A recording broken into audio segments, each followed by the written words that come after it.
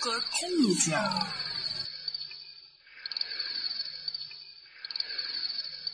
Elle demeure l'un des problèmes mondiaux les moins bien connus. La pollution atmosphérique, des sols, de l'eau, notre environnement serait en danger. Mais qu'est-ce que le phénomène de pollution ? Comment prévoir et anticiper ces pics ? Quel est le lien entre les composés organiques volatiles et la santé, les composés organiques volatiles et l'environnement ? Et finalement, quels sont ces moyens de précaution ? Ainsi, comment agir pour limiter et minimiser ces risques sur l'environnement et la santé de l'homme ?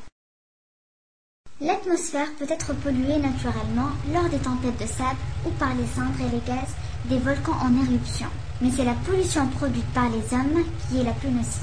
Les usines, les centrales thermiques, les voitures émettent dans l'air des gaz toxiques tels que l'hydrocarbure aromatique polycyclique, le dioxyde de soufre, l'oxyde d'azote, les composés organiques volatiles et la liste est longue, qui sont la cause du réchauffement de la Terre et de la destruction de la couche d'ozone de l'atmosphère.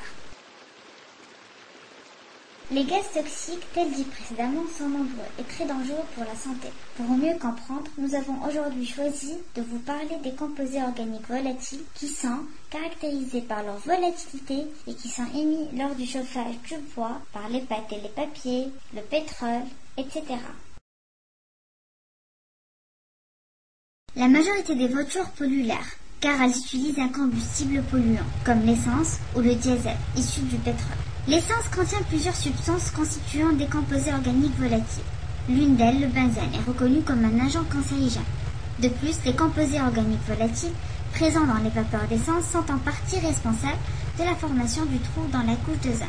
Le vent a pour action de faire disperser les composés organiques volatiles et de diminuer leur fréquence d'inhalation. Cependant, le vent ne diminue pas la fréquence de pollution de l'atmosphère. Avec la pluie, les composés organiques volatiles tendent et se déposent sur les sols, les végétaux, les façades de nos constructions. L'action du soleil ainsi la variation des températures provoquent des réactions différentes selon les polluants de l'air.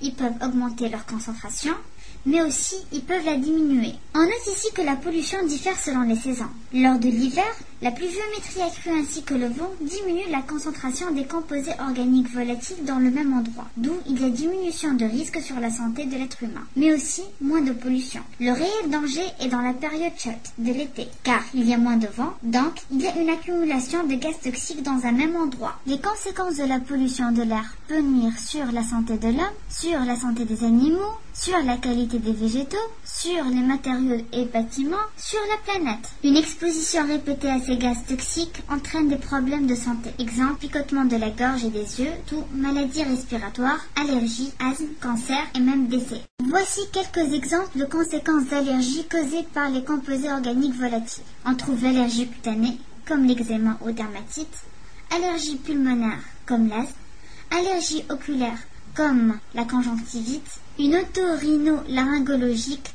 une sorte de rhinite, sinusite, ou bien une allergie digestive, comme une diarrhée, douleur abdominale, vomissement, et hématologique, on prend l'exemple de l'anémie, leucopénie, etc.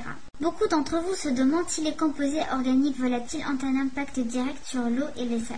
La réponse est toute simple, oui, puisque la pollution suit bien le cycle de l'eau.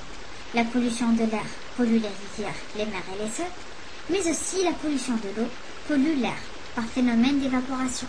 Vous croyez que les composés organiques volatiles n'ont aucune conséquence sur les matériaux, monuments et bâtiments ? Eh bien, détrompez-vous. Avec la pollution de l'air et les pluies acides, les matériaux vieillissent de manière accélérée et les bâtiments et les monuments noircissent. Les composés organiques volatiles pourraient également avoir une action directe sur les peuplements végétaux. Des études démontrent leur influence à court terme. Acidification des feuillages, à long terme, problème de croissance lié à une mauvaise qualité du sol. Les principales conséquences de la pollution de l'air sur la planète, l'aggravation de l'effet de serre, ainsi le trou de la couche d'ozone. Pour mieux comprendre les conséquences de la pollution des composés organiques volatiles sur l'effet de serre, il suffit de comprendre ce petit schéma. Avec la pollution de l'air, une très grande partie de la chaleur qui devrait se dissiper dans l'espace est piégée dans l'atmosphère. D'où il y a un réchauffement climatique, ce qu'on appelle l'effet de serre aggravé. Pour moins polluer l'air, il faut adopter une conduite souple et fluide. En effet, les habitudes personnelles de conduite ont un impact important sur la consommation. Certains comportements au volant font consommer de 5 à 40% de carburant en plus.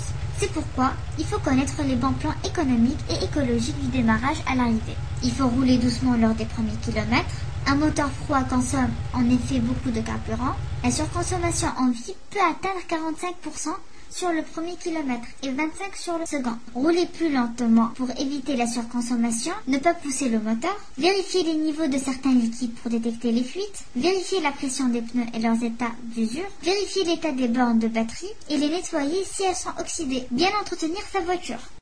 En ville, la moitié des trajets en voiture fait moins de 3 km. Nous pourrions donc réduire la moitié de pollution des composés organiques volatiles en ville en réalisant nos petits trajets à pied ou à vélo. En plus, ce serait bon pour notre santé. Une voiture mal entretenue ou bien une vieille voiture peut consommer jusqu'à 25% de carburant en plus. Comme solution, il faut peut-être adopter une nouvelle voiture, puisque sa fabrication est souvent soumise à des lois plus strictes en matière d'éco-conception.